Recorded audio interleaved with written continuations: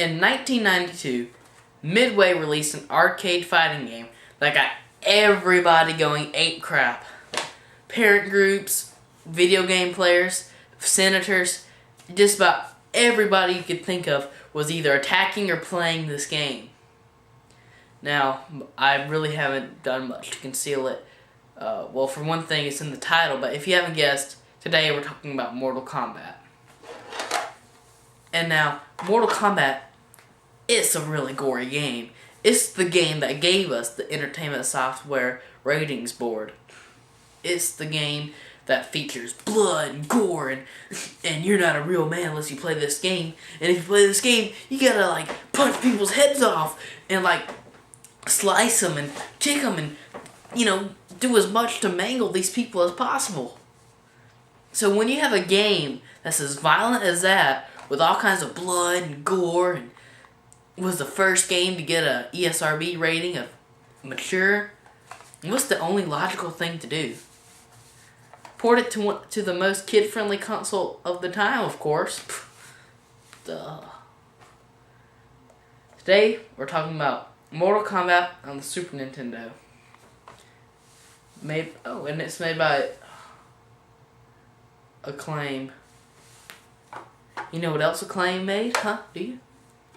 WrestleMania on the NES. We all know how that turned out. But anyway, do I really have to do this? Yes. Stupid manager. Anyway, today we're talking about Mortal Kombat on the Super Nintendo. What am I doing with my life?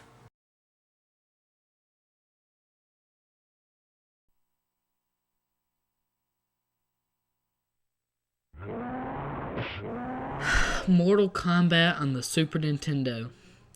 This game was originally on my list of never review because this game is too crappy list. But here we are anyway. So, like I mentioned, Midway had a huge success in the arcade with Mortal Kombat, and rightfully so.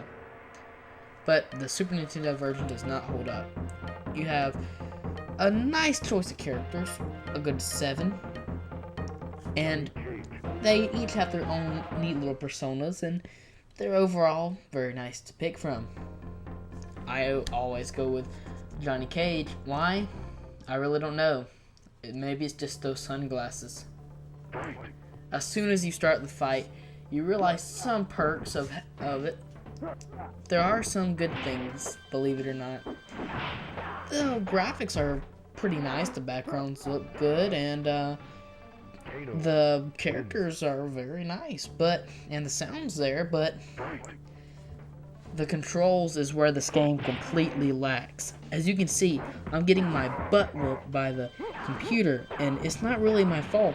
I mean, I'm doing my best, but these controls are just so unresponsive and difficult to figure out that it's just not fun at all. The special moves are really hard to figure out. I had to go into a website to understand them. And it's not just that. It's having to understand things like, I mean, you have to choose a different character every time you restart. That's something nitpicky, but meh. Also, another thing is the gore is not a good thing to remove. I mean, I can understand it in other games like Link, like The Legend of Zelda, or Mario and Super Mario Brothers, but in Mortal Kombat, a game about a fighting tournament to the death, you're replacing blood with sweat, and it just does not work at all.